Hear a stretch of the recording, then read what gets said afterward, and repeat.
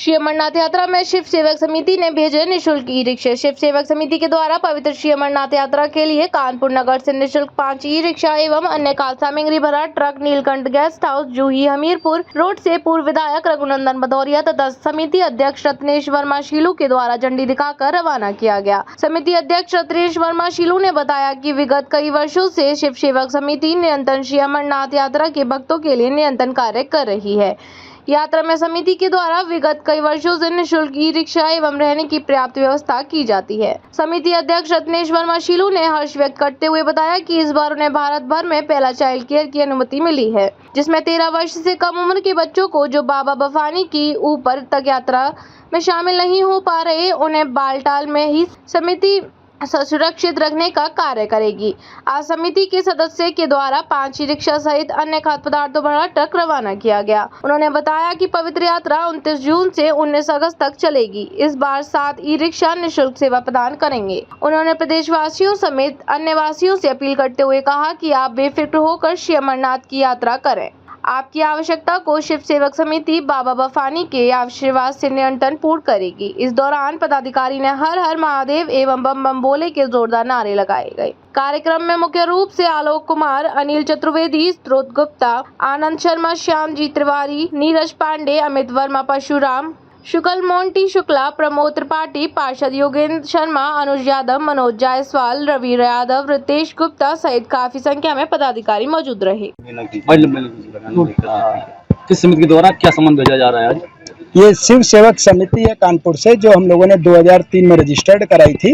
जो हमारे माननीय रघुनंदन सिंह भदौरिया जी पूर्व विधायक की वजह से हम लोगों को 2022 में कानपुर को पहली परमिशन मिली वहाँ पे 5 ई रिक्शा लगाने की। उसके बाद उसके नेक्स्ट ईयर 2023 में हम लोगों को वहाँ पर उसके साथ में भंडारे की परमिशन मिली। और अब की बार सौभाग्य है कि हम लोगों को पूरे भारतवर्ष में 132 भंडारे में एक इकलौती परमिशन मिली है चाइल्ड केयर की, जिसमें हम लोग 13 साल से कम के बच्चे जो कि यात्रा के लिए प्रतिबंधित हैं, उन बच्चों के चक्कर में उनके पेरेंट्स भी ऊपर दर्शन करने नहीं जा पाते थे।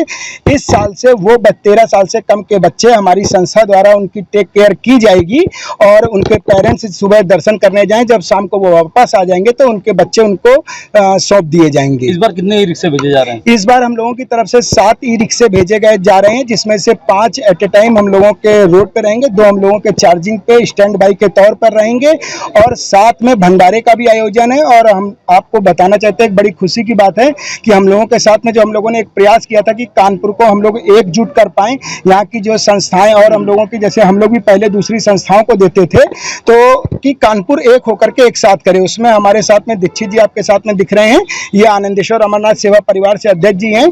इन्होंने पहली बार हम लोगों के साथ में ये पूरा ट्रक जो है सामग्री हम लोगों के साथ में भेज रहे हैं। और हम लोगों की ये कोशिश है कि अगली बार से भगवान चाहेगा तो हम लोगों को किसी और की जरूरत नहीं होगी। हम लोग कानपुर अकेले दम पर सक्षम होगा कि हम लोग वहां पर ई रिक्शा और भंडारा सब कर पाएंगे। शहरवासियों को क्या संदेश दे रहे हैं, किस तरह अमरनाथ यात्रा का समिति वहाँ क्या क्या बहन कर रही है? कानपुर नगर को विशेषकर हम लोग ये संदेश देना चाहते हैं कि वहां पर उनको जैसे ही 2 मील से उतरेंगे, सबसे पहला भंडारा उनको वहां पर कानपुर नगर का शिव सेवक समिति कानपुर लगी दिखाई देगी। उनको किसी भी चीज की, वहां पर रहने की, खाने की, बच्चों के टेक केयर के अलावा अगर किसी के पास वहां पर लौटते समय किराया नहीं है, किसी के पास फंड्स गिर गए हैं, कोई दिक्कत है, तो वो समिति में संपर्क करेगा और उसको निश्चित तौर पे 100% उसकी वहां पर मदद की जाएगी। विदा जी, आज क्या सामग्री भेजी जा रही है, किस समिति के द्वारा भेजी जा रही है, कहाँ भेजी जा रही है? सबसे पहले तो बाबा अमरनाथ की जय।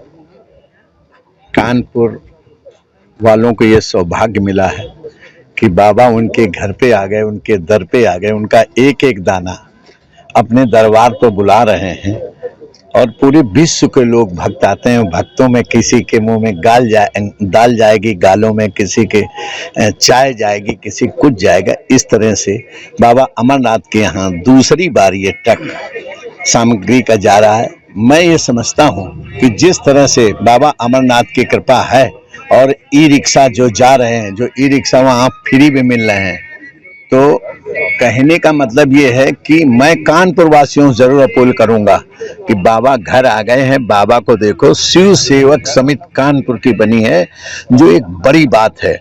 आप समझिए कि भारत में और वहां जहां कानपुर का सबसे ज्यादा बाबा का आशीर्वाद मिलता हो, प्यार मिलता हो और जगह जगह पे बाबा की सामग्री कानपुर से सैकड़ों लोगों के पास से जाती हो, अब आपके घर का हो गया। मैं निवेदन करना चाहता हूं, आप आइए, सोइए, आराम करिए, खाइए। आप अपने घर में होटल जैसी व्यवस्था वहां पर सेवक समिति आपको कर रही है। रिक्शा जा रहे इस बार?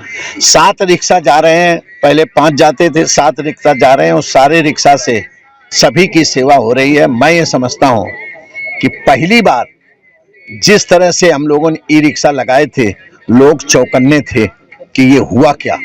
और मैं समझता हूं अगर माननीय मनोज सिन्हा जी का आशीर्वाद न मिला होता, राज्यपाल जी का, तो शायद कानपुर का तो भंडारा न लगा होता। और सबसे बड़ी भूमिका हमारे शैलू भैया की, रत्नेश भैया की।